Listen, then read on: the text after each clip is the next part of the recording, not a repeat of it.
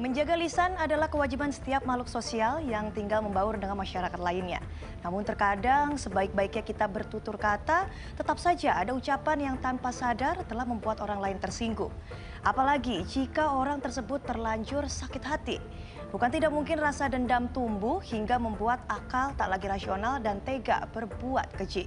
Selamat malam pemirsa, saya Stephanie Deversta. Selama 1 jam ke depan akan menemani Anda dengan laporan khusus teguran berujung sakit hati, nyawa pun dihabisi. Selengkapnya di Tembak Crime, menumpas kejahatan.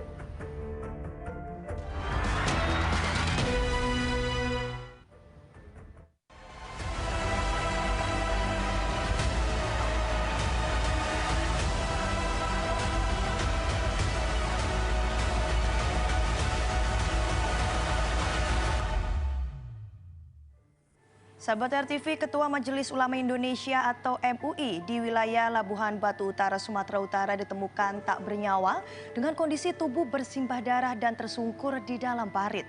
Santer terdengar tokoh agama ini tewas mengenaskan akibat dibunuh. Lantas siapa yang tega membunuh korban?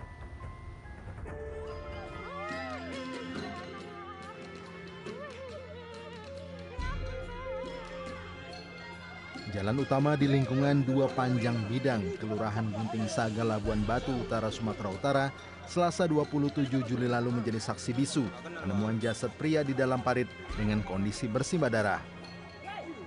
Penemuan jasad korban sontak menggegerkan warga setempat.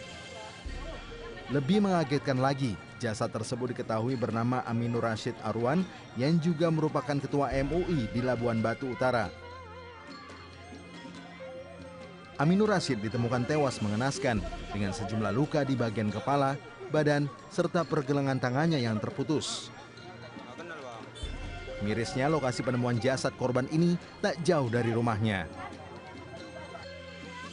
Misteri kematian Aminur Rashid menemukan setitik harapan berdasarkan pengakuan seorang saksi yang menguak fakta mencengangkan. Tokoh agama itu diduga kuat menjadi korban pembunuhan oleh orang yang dikenal korban. Kejadiannya sekitar 17.30 tadi sore.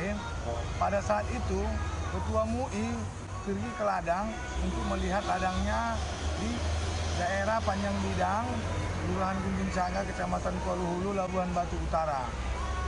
Pas saat pulang Bapak Aminur Rashid dari ladang, seorang masyarakat yang bernama Suprianto alias Anto telah menunggu Bapak itu di simpang Panjang Bidang tersebut untuk melakukan penganiayaan pembacokan. Pembacokan itu dilakukan oleh saudara Anto dengan sendiri sebilah parang. Dalam waktu kurang lebih hampir 15 menit dilakukan pembacokan. Korban meninggal dunia di tempat. Oleh sebab itu masyarakat yang ada di situ langsung menelepon pihak kepolisian dan pihak yang berwajib untuk datang mengusut tuntas kejadian tersebut. Lalu siapakah Suprianto? Orang yang disebut dalam keterangan saksi. Informasi penting itu membuat polisi langsung bergerak cepat untuk mengungkap kasus dugaan pembunuhan sadis ini, sekaligus mencari keberadaan orang yang diduga kuat terkait dengan tewasnya Aminur Rashid. Dari Labuhan Batu Utara, Sumatera Utara, Wahyu Maulana, Tembak Crime, RTV. Kerja keras polisi untuk mengungkap misteri kematian Aminur Rashid akhirnya membuahkan hasil. Polisi dapat menangkap orang yang diduga kuat ada kaitannya dengan kematian korban.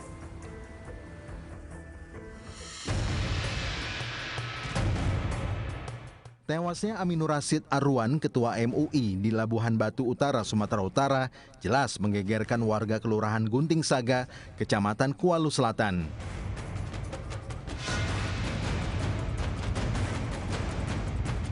Aminur Rashid ditemukan tewas mengenaskan di dalam parit dengan sejumlah luka di bagian kepala, badan, dan pergelangan tangan yang terputus.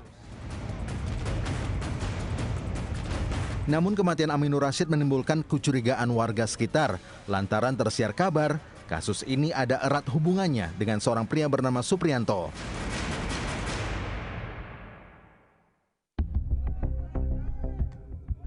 Usaha polisi mengungkap kasus ini membuahkan hasil. Personel kepolisian Resor Labuhan Batu akhirnya dapat menangkap pria bernama Suprianto alias Anto malam harinya saat bersembunyi di kebun kelapa sawit di sekitar tempat kejadian perkara.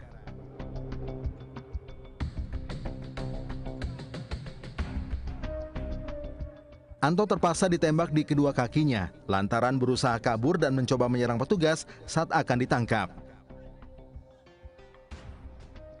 Pelaku pun sempat menjadi bulan-bulanan warga yang emosi saat akan dibawa ke mobil polisi.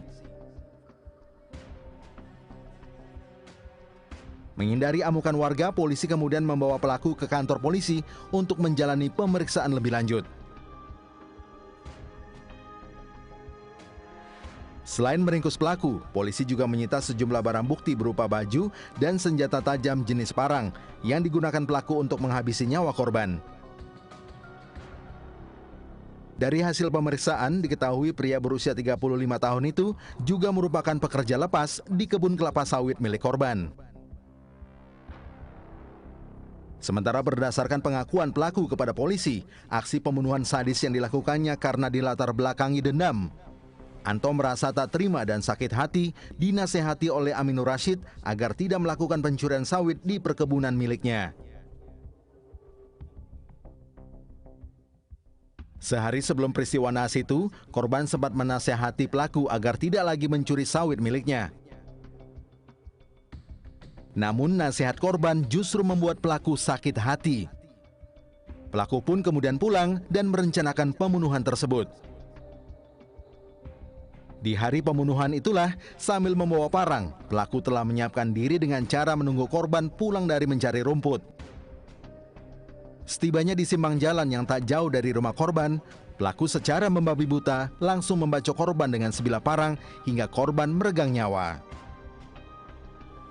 Dari keterangan tersangka sementara ini dan masih terus kita dalam kenapa hal itu terjadi.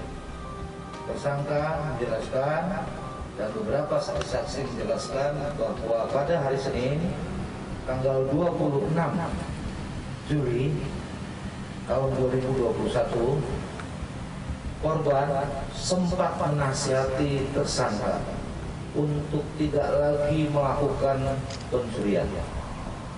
Nasihat ini dijadikan tersangka menjadi alasan membuat yang bersangkutan merasa takut kepada korban.